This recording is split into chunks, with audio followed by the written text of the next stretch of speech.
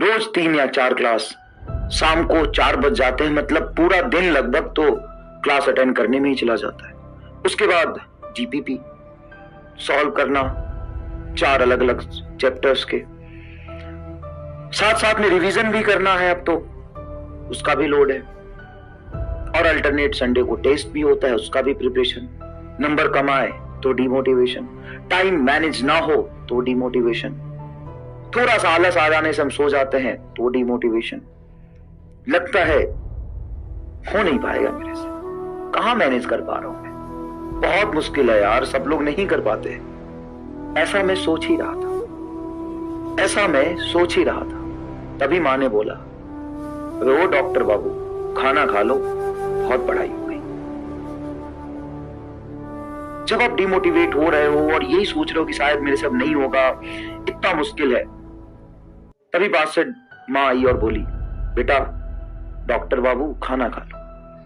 मतलब एक उम्मीद है उनके अंदर, वो सपना बचपन से देखा, यही सपना बचपन से देखा, यही सपना अब तोड़ा नहीं जाएगा। डॉक्टर बनने का उम्मीद अब छोड़ा नहीं जाएगा।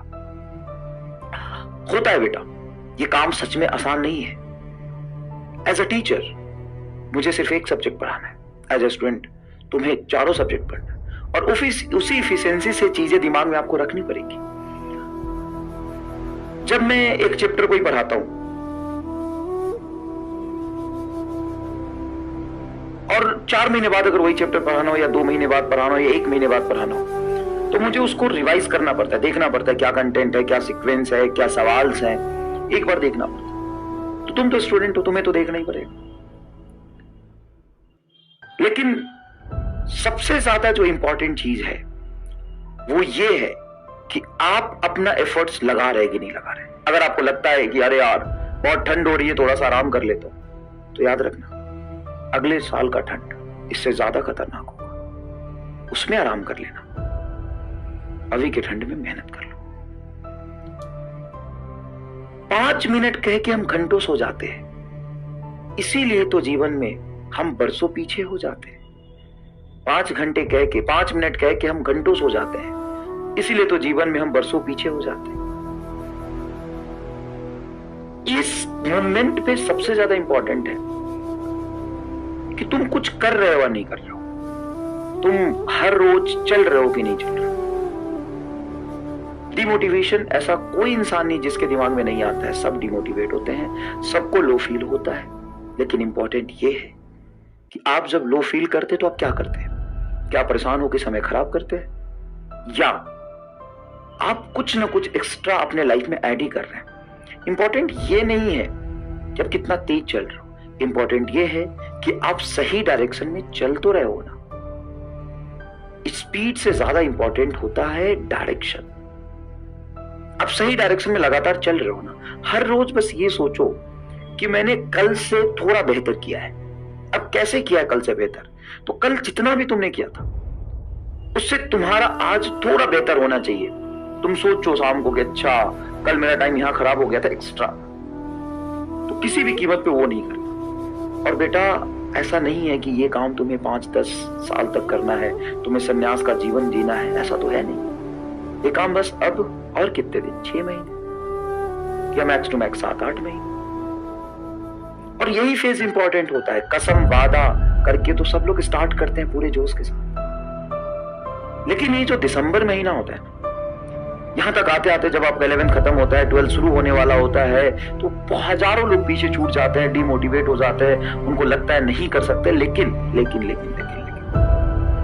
इस मोमेंट पे अगर आप चल रहे हो ना, सही डायरेक्शन में चल रहे हो और अपना काम ईमानदारी से कर रहे हो, सबसे ज्यादा इंपॉर्टेंट है कि आप अगर फील कर पा रहे हो कि हाँ मैंने कुछ सेक्रीफाइस किया है किसी चीज के लिए, तो उसका रिटर्न आपको मिलेगा। अगर आप नहीं कर पा रहे हो तो ये लास्ट टाइम है। दिसंबर मेरे हिसाब से लास्ट वार्निंग होता है कि अब तक आपने जितनी भी गलतियां करी थी, चाहे वो जो भी गलती थी, जो भी आपका आलसपन था, कामचोरी था, अब नहीं कर कवर अप कर पाओगे। यहां से अगर आप दिसंबर के बाद से अगर आप गलती करते हो तो उसका माफी नहीं है।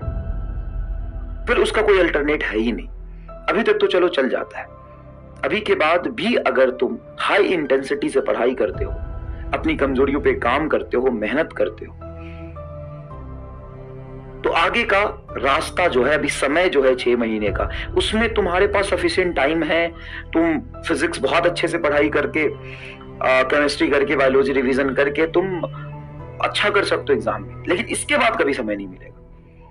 मतलब जनवरी के बाद तो हो ही नहीं सकता कि आप फरवरी से तैयारी करना शुरू कर दे और एग्जाम को फोड़ दे, ऐसा हो ही नहीं सकता। ये लास्ट मोमेंट है। तो चाहे आपने जितनी भी गलतियां की है उसको एक पेपर पे लिखिए, बैठिए और सोचिए कि मुझे 8 घंटे सोने चाहिए था, मैंने 10 घंटे सोया, या फिर मैं दोस्तों के साथ इतना टाइम खराब किया, या फिर XYZ डिस्ट्रैक्शन की वजह से मैं इतना नहीं पढ़ पाया। अब उसको दूर करिए बेटा, ये लास्ट वार्निंग है, लास्ट समय है, इसके बाद दोबारा आपको मौका नहीं मिलेगा।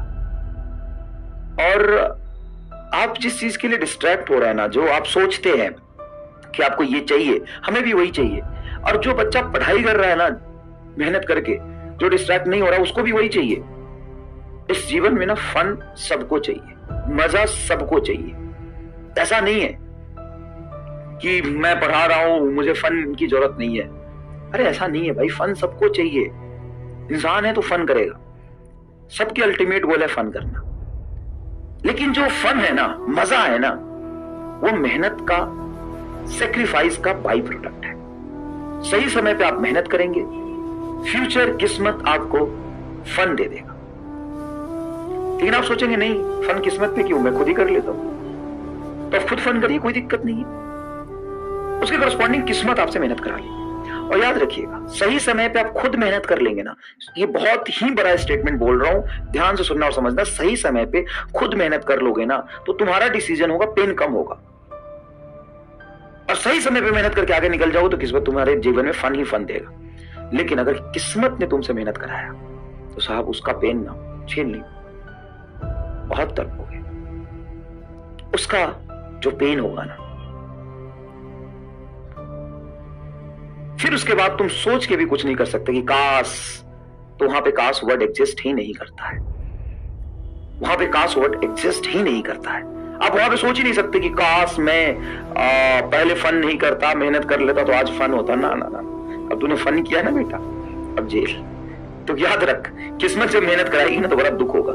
इससे ज्यादा बेहतर है, अभी समय है और लास्ट टाइम है, लास्ट वार्निंग है। अभी कर लो सेक्रीफाइस, चीजों को मेहनत करो और चिंता मत करो। जितना मेहनत करोगे 10 टाइम्स फ्यूचर किस्मत तुम्हें उसका फन दे देगी, जितना तुम सेक्रीफाइस करोगे।